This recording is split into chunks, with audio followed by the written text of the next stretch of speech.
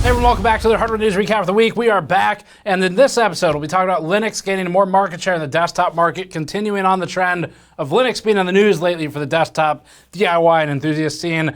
Gigabyte has some vulnerability issues of its own with its motherboards following the ASUS ones that we ran a piece on like a week ago or something. NVIDIA has a delay for its CPU that hasn't been announced, bringing back the age-old and philosophical question: if a product wasn't announced in a forest, can it really be cut down and make a noise and be delayed? And finally, also, Raptor Lake is the problem that keeps on giving. All that and more, and we are back from our trip to Asia. So I was over in Hong Kong, Shenzhen, Zhengzhou, Huizhou, Taipei, Kaohsiung with Thang on the team, and we were filming a huge story. Still can't talk about what it is, but it's getting closer, and it's very interesting. We'll have a lot more on that in the coming weeks, but for now, let's get into the usual hardware news roundup. This time with less beeping in the background and fewer e-bikes and scooters. Before that, this video is brought to you by ID Cooling and the frozen A720 cooler. The A720 air cooler performed well in our testing last year. The A720 is a relatively high-end, dual 140mm air cooler with 7 heat pipes. We found the use of larger fans can be beneficial to acoustic performance given the thermals, although you'll want to check your case for compatibility given the taller nature of the cooler and its fans. ID Cooling uses an all-black look for its A720 and includes mounting hardware for all modern sockets. Learn more at the link in the description below. All right, first up, Gigabyte is in the news for the same problem, sort of, that ASUS had. So we ran a story about ASUS's many vulnerabilities and exploits on its products. They range from software to motherboard, firmware level stuff, to routers at a hardware level. And Gigabyte is now facing vulnerabilities of its own, and they are in 241 models of motherboard, which is, I believe the technical word is a lot. That is a lot of models to be affected, and not to be outdone by ASUS. Gigabyte has some of its own problems that can survive Windows reformats. They can also bypass Secure Boot to install malware to systems. The Binary research team discovered a security vulnerability that affects hundreds of Gigabyte modern consumer motherboard models. In the written summary, the research team shared that they've discovered a, quote, memory corruption vulnerability in Gigabyte device firmware that could allow a potential attacker to write fixed or predictable data to an attacker-controlled address, end quote. Regarding the potential impact of such a vulnerability, the group wrote this, quote, an attacker could exploit this vulnerability to elevate privileges from RAIN 0 to RAIN -2 and execute arbitrary code in system management mode, an environment more privileged than and completely isolated from the operating system. Running arbitrary code in SMM also bypasses SMM-based SPI flash protections against modification, which can help an attacker to install a firmware backdoor or implant, end quote. Binary research team noted that reinstalling the operating system would not alleviate the problem, and added, quote, in addition, this vulnerability could potentially be used by malicious actors to bypass security mechanisms provided by UEFI firmware, such as Secure Boot and some types of memory isolation for hypervisors, end quote. And these last parts are particularly concerning because, again, just to kind of restate in a shorter way, it's like the simplest non-technical version of this is shit is fucked. And the reason shit is fucked is because these exploits can allow an attacker to gain access even through a Windows reformat and could potentially lie dormant until a more opportune time to plant something on the system and gain access. Now, in terms of affected motherboards, the research team confirmed that 241 models are impacted. They appear to span Intel's 6th to 11th gen platforms. But this is a Gigabyte issue, not Intel. This time. Now, because this affects older systems, there's a few concerns here. The biggest one is that a lot of people don't really follow news for their platform after they've built it. And so there's definitely an issue where it's less likely people are aware of a potential dormant problem if they're not actively following news in the hardware space, and then it just makes it less likely to get patched by users. But if you have one of these systems, one of these motherboards from Gigabyte, it's worth doing the update. Gigabyte says that it's aware of the security vulnerability, writing, quote, Gigabyte has identified, or via binarily at least, they've collectively identified multiple memory corruption vulnerabilities within the system management mode, or SMM modules, used in several legacy Gigabyte AOS consumer motherboards. These vulnerabilities exist only on older Intel platforms where the affected SMM modules are implemented, end quote. The company confirmed that, quote, newer platforms are not impacted, end quote. Gigabyte says that it is, quote, actively addressing these issues, end quote, and that it is in the process of releasing BIOS updates for the affected motherboards, so keep an eye out on that, maybe set a reminder on the page or something.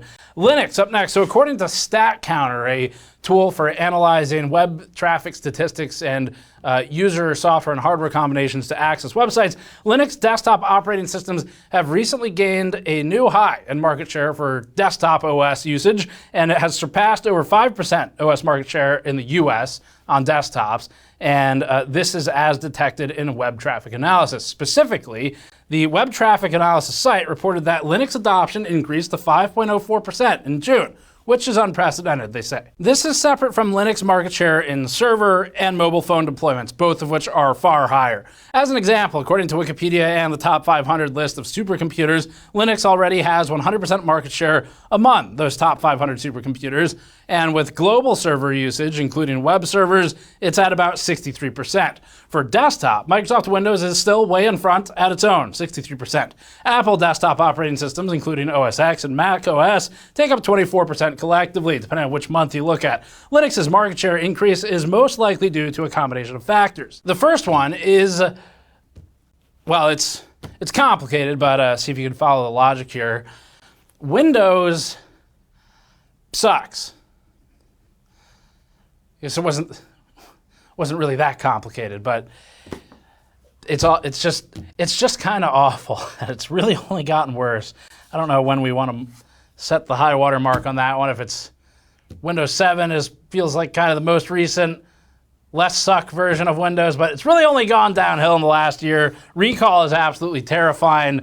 But anyway, Windows, another reason that it may be getting surpassed is that anyone who is not totally bound by software compatibility limitations, like, for example, we are with some of the stuff we use for work, has good reasons to move now, because not only is Microsoft sort of an adversary rather than just an operating system you have to use, like an adversarial product, but also support for things like games has improved on Linux. We'll talk about that in a moment as well. Now, one of the other facts that may be at play here is that Windows 10 is set to end support on October 14th, essentially forcing Windows users to so-called upgrade to Windows 11 if they want things like free security updates moving forward. Windows 11 also has more restrictive hardware requirements compared to Windows 10, which means older hardware won't be able to quote-unquote upgrade to the newer operating system, even though that hardware may be fully capable of running it. Valve has also heavily bolstered Linux adoption with the advent of SteamOS and Proton, which allows more Windows games to run on Linux. Of course, Valve's not alone in building this,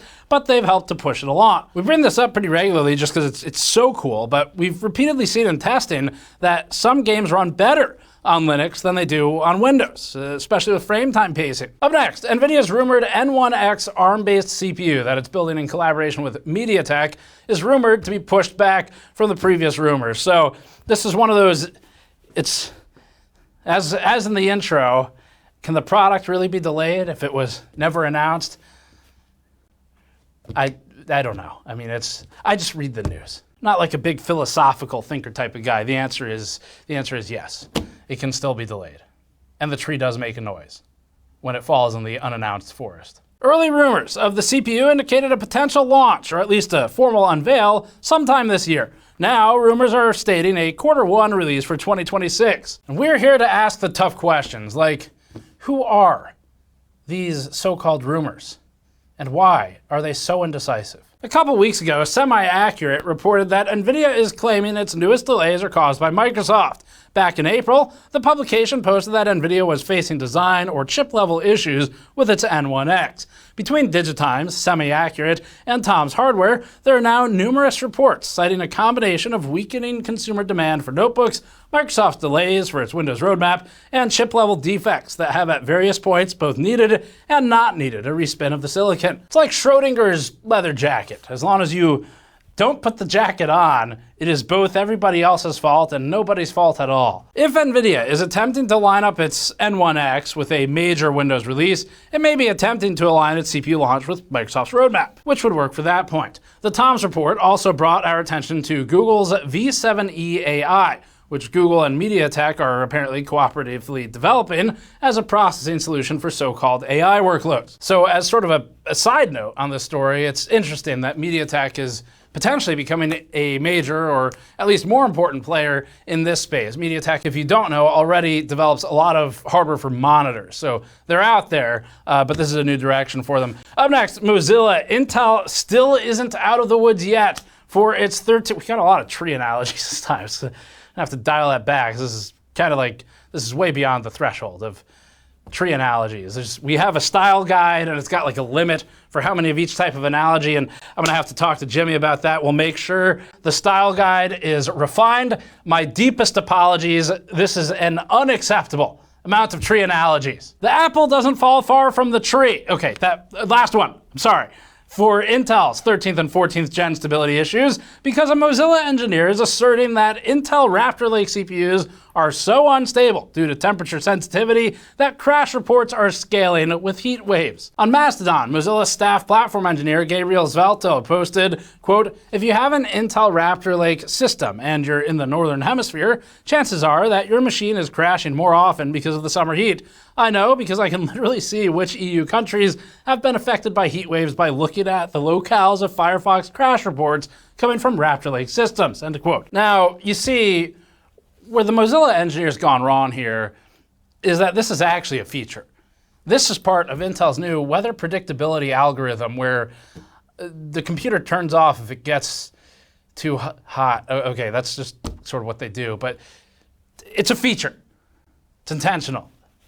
In another post, the engineer stated that Firefox's new library can't be rolled out to stable release yet due to Raptor Lake bug triggers. Just as a separate note, reading through that Mastodon thread, there's definitely a general oversimplification of how some of this stuff works in that thread, so I'll add a little bit of additional information here, but there was a lot of talk about CPU temperatures and assumptions that CPUs are guaranteed to hit some type of temperature under some kind of workload. It's not how it works, so it obviously depends on the cooling solution, depends on how the CPU is configured. Our audience knows this, I think, but a lot of it is predicated on the cooler installed in the CPU. Now, as for the heat wave discussion in the author's posts, that actually does make sense if the ambient temperature rises in some areas as a result of hotter outdoor temperatures, especially in places like Europe, where AC is less common, at least according to many of you in our audience, who make sure to point out anytime I say it's hot out that you live apparently without air conditioning in a lot of places, and that was very eye-opening. So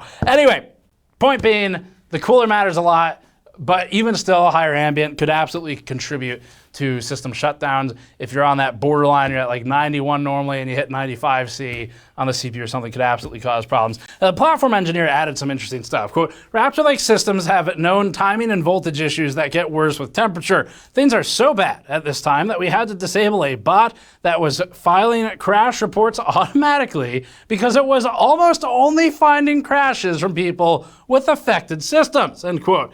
Excellent. Intel creating plenty of work for other people. Now, responding to other users on Mastodon, Svelto also shared that one of the biggest offenders was the 14700K, writing, quote, "I've got plenty of crash reports from that particular model," end quote. Up next, prices for the new ASUS ROG Xbox Ally, and I had to make sure I got the X's in the right place for this one. ROG Xbox Ally X, that's it, have allegedly leaked online, so we already know about the devices. Now we know about the prices, maybe. Spanish site ASUS by MacMan, which advertises itself as the first official ASUS store in Spain, briefly listed the Xbox Ally for 600 euros and the higher-end Xbox Ally X for 900 euros.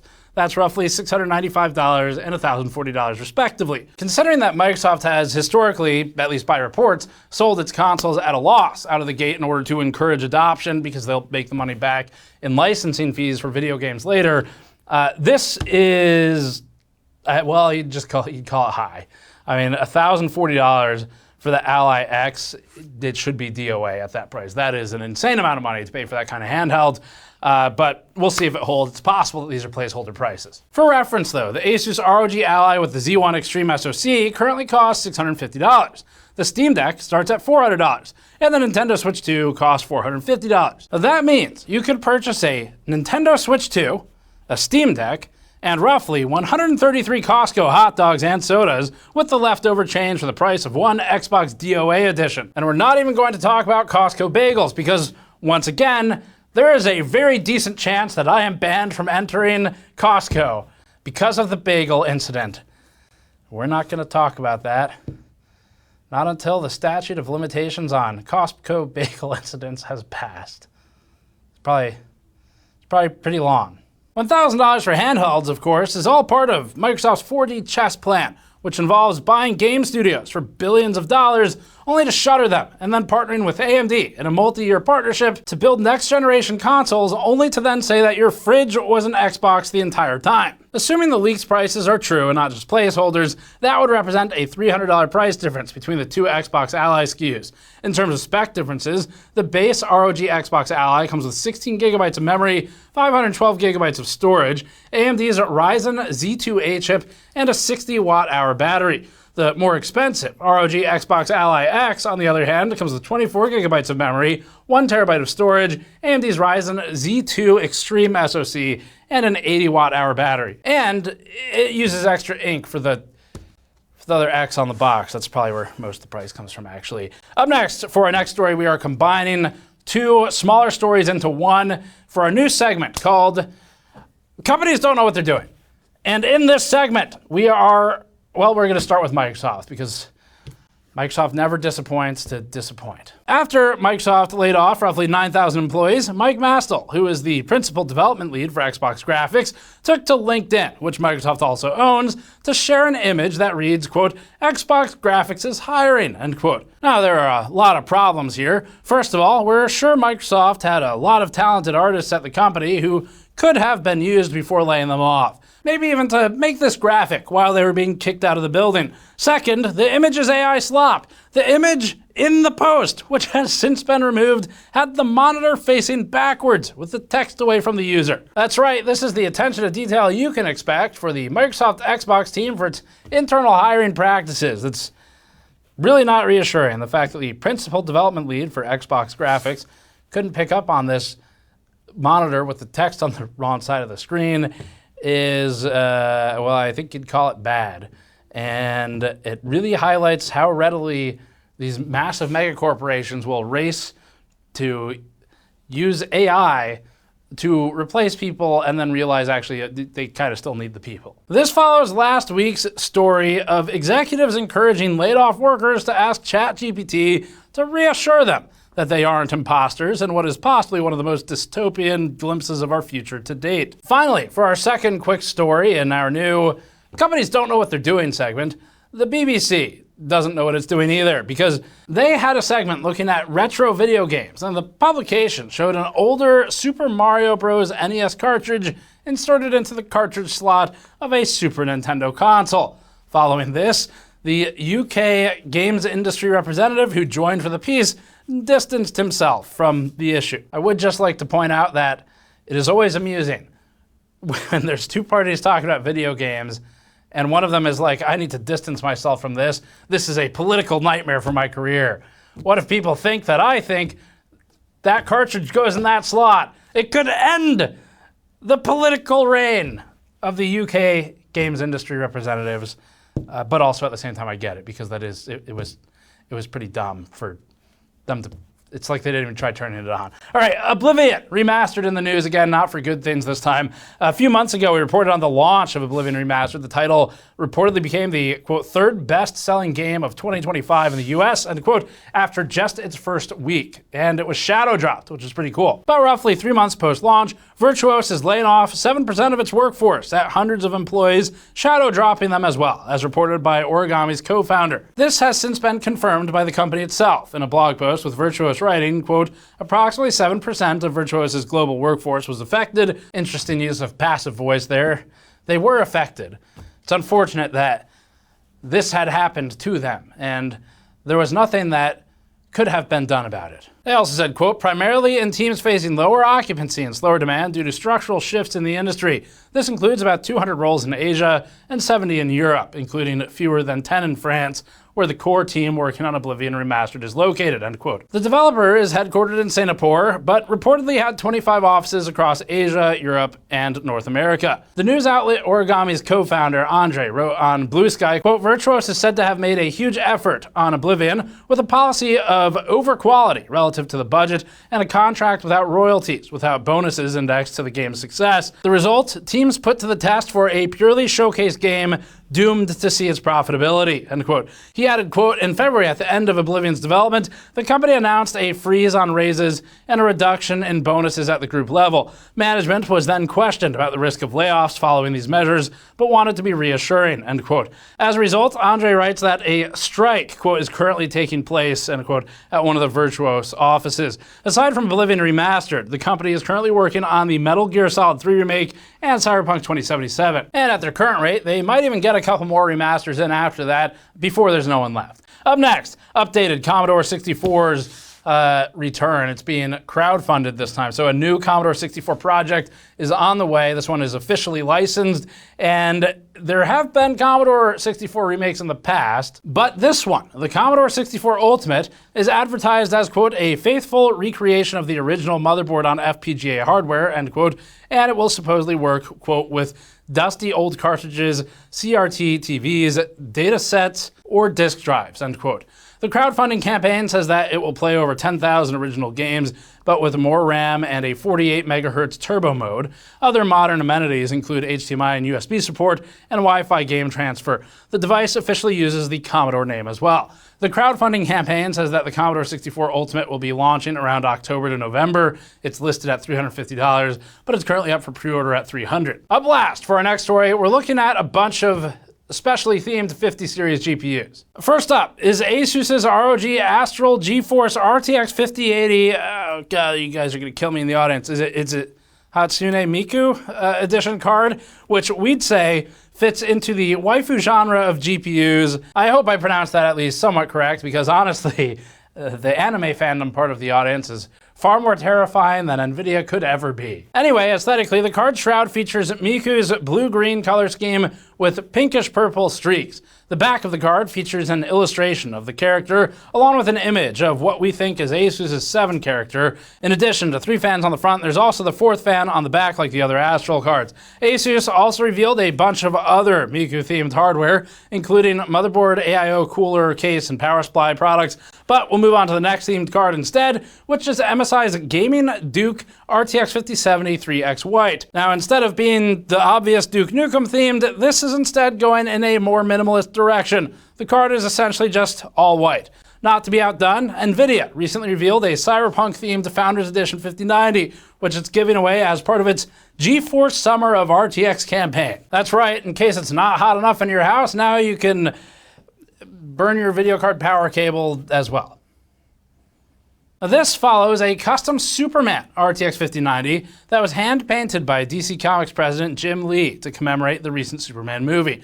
Finally, ITHome.com reported that ASUS also made a gold-covered RTX 5090. It's based on the ROG Astral 5090D. While it looks like cheese, the publication reports that it actually uses 5 kilograms of 24K gold. This is why ASUS can't support your warranty claims, by the way, because someone's got to pay for all that gold, and it is you. It is the consumers who are paying for it, and at least they got 5 kilograms of it. Now, seriously, doing the math on 5 kilograms of gold, just to kind of warn you all here, I'm not like a, I don't know, what do you call a gold expert? An alchemist? I'm not an alchemist, okay? Not in like some medieval carved out ancient alchemy lab turning video cards into gold. That's ASUS, that's not me. So just doing some quick Google searching, it appears that 5 kilograms of gold is worth something around $500,000 US. So that's great. I'm glad we're doing good things over at ASUS and not worrying about the big problems like the motherboards or paying the people who find the bugs that affect the motherboards. They should just give this video card to like one of the guys who did some of the security research for them for free. So anyway, that's it for this one. Thanks for watching. Subscribe for more as always. Like I said, obviously we're back in the studio. Excited to be back. We have some really cool stuff coming up from our trip, but also have a lot here that I can't wait to get to. So we're gonna get to that. And otherwise, subscribe for more. Go to store.gamersnexus.net to support us directly, or patreon.com/gamersnexus to throw a few bucks our way. And we will see you all next time.